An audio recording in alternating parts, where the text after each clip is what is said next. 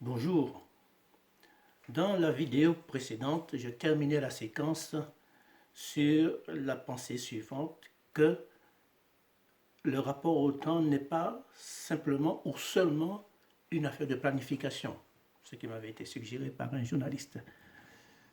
Mais je crois profondément que c'est quelque chose de beaucoup plus profond. On n'exclut pas la planification, qui a tout son sens. Parce qu'aujourd'hui, dans le milieu professionnel, le milieu associatif, dans la relation interpersonnelle, une planification s'avère souvent déterminant ou a toute sa place, toute son importance pour structurer un fait, une situation quelconque. Et on a besoin de faits structurés.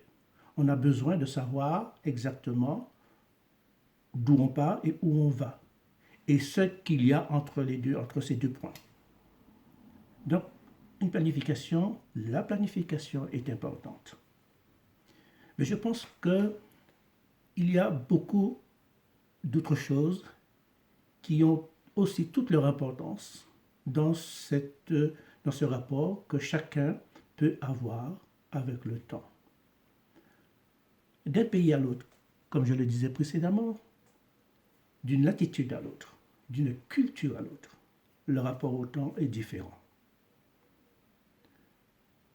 La manière dont nous vivons ici en Europe, notre activité professionnelle ou autre, notre rapport au temps est différent de celui qui vit, par exemple, au sud des États-Unis ou en Afrique, ou au Sahara.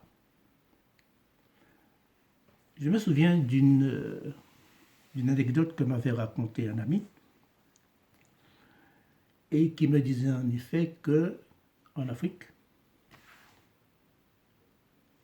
le rapport au temps prenait tout son sens. Les gens s'adaptaient au temps. Les gens prenaient le temps de vivre, le temps du voyage, le temps de tout. Ils n'avaient pas tort.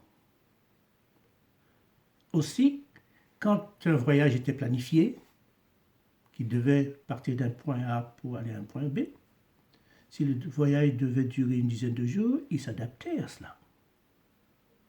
Si le voyage devait durer 30 jours ou voire plus, ils s'adaptaient à ça. Les caravanes du désert, c'est un peu la même chose. Les gens s'adaptent donc au voyage, les gens s'adaptent à la vie du désert, les gens s'adaptent au rythme des animaux. Et j'imagine un petit peu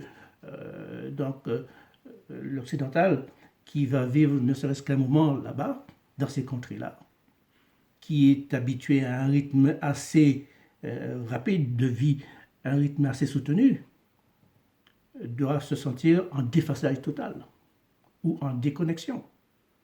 Parce que le rythme de la vie est tout à fait différent. Ça peut se comprendre. Aussi, lorsqu'autrefois, au Moyen-Âge, la décision de construire une bâtisse avait été arrêtée, avait été prise, soit par ceux qui avaient le pouvoir à l'époque, le clergé, donc la royauté, les ducs, les princes, eh bien, la notion de temps était secondaire. Ce qui était important, c'était que l'œuvre soit terminée, soit finie, soit menée à son terme et fonctionnelle. Et quelquefois, il fallait plusieurs générations. Le père commençait, le fils prenait le relais, le petit-fils prenait le relais et l'arrière-petit-fils prenait le relais. Donc, il y avait plusieurs générations. Et ça ne posait aucun problème. Aujourd'hui, lorsque nous allons visiter une cathédrale, eh bien, nous sommes tout étonnés et agréablement surpris donc, de voir que pour telle cathédrale, ils ont mis 50 ans, ils ont mis 100 ans, ils ont mis 150 ans pour le construire. La notion du temps était tout à fait différente à cette époque-là. Et on peut comprendre cela. Parce que les rythmes de vie étaient différents. Les gens prenaient peut-être le temps, ou certainement le temps donc de vivre, le temps donc de respirer. Aujourd'hui, on peut se poser la question, est-ce qu'on prend réellement le temps de vivre, de respirer? Est-ce qu'on prend le temps de se coucher, de se lever, le temps de prendre un petit déjeuner copieux, ou même le temps donc, de dîner, de souper?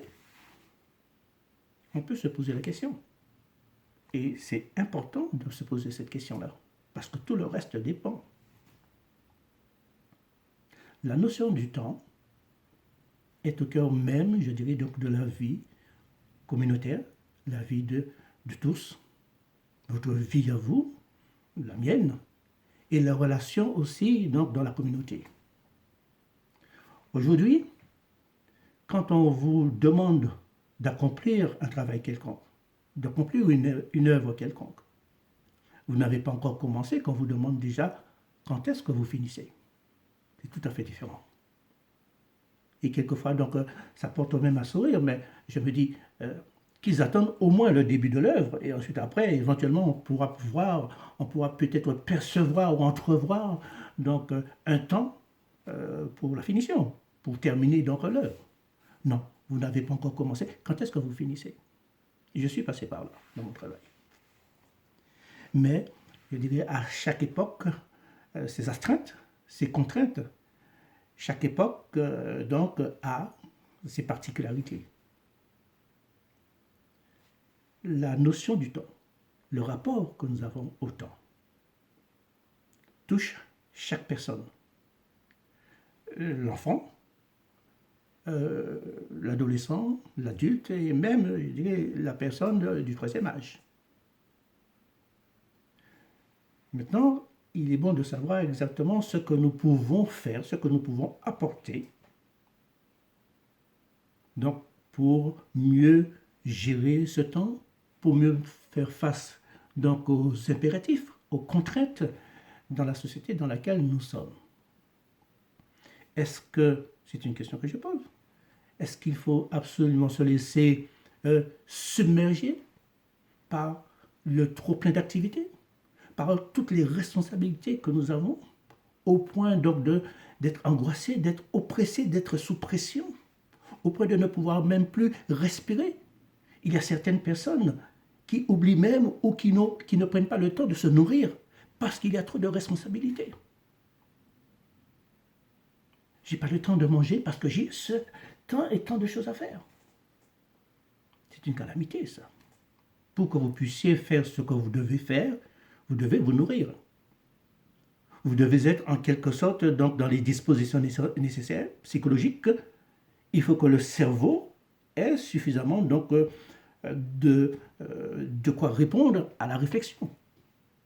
Si vous ne nourrissez pas votre cerveau, si vous ne prenez pas le temps donc, de vous nourrir, comment voulez-vous pouvoir nourrir une réflexion, mener une réflexion donc, à terme?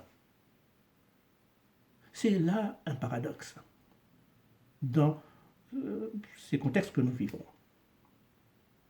Et je me rends compte en effet que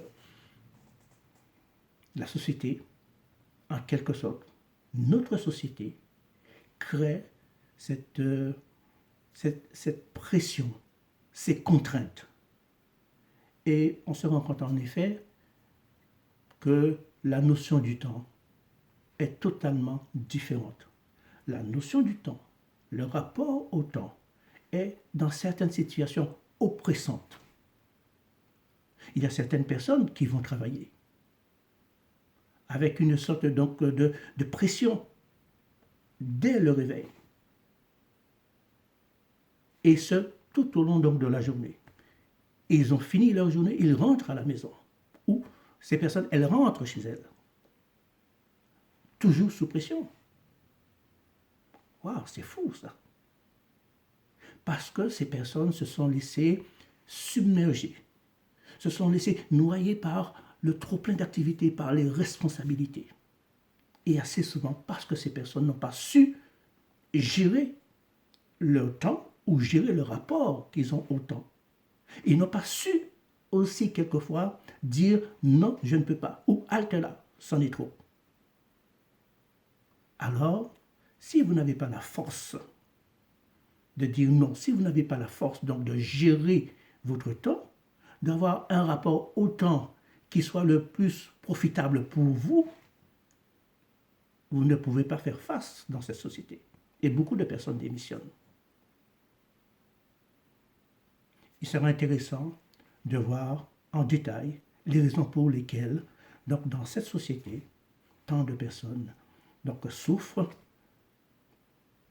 parce qu'il leur manque le temps qu'il faut pour mener à bien leur activité. Pourquoi tant de personnes souffrent? Parce qu'ils ne savent pas gérer le temps ou leur temps, que leur rapport au temps est conflictuel pour eux-mêmes, mais aussi pour les autres, pour leur entourage familial, pour leur entourage professionnel. Dans les vidéos suivantes, nous irons un petit peu en profondeur concernant donc ces réflexions, ces pensées, ces idées et ces questions.